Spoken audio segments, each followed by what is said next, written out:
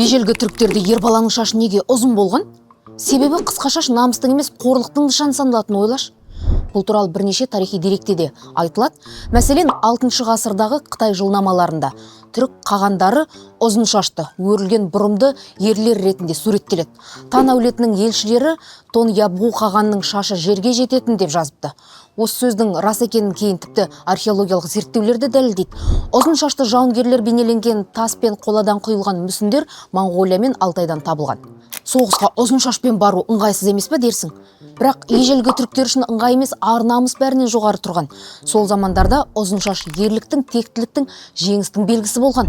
Ал шаш қию қайғының, жеңілістің немесе көсемнен айырылған елдің белгісі. Сондықтан шаштан айырылу абыройдан айырылумен тең саналатын. Айтпақшы, түріктердің ерекше шаш үлгілері де болған. Соның бірі айдар қою, яғни төбесінің орайындағы тумысынан алынбаған бір шоқ қарын шашы арнайы қалдырылады. Ол ертеде қаһарлы күш-қуаттың белгісі тәрізді болған. Ал сенше, осындай айдар қоюға қалай қарайсың? Пікіріңді қалдырып, қалам-баламға жазылып ал. Бізде мұндай қызық дерек көп.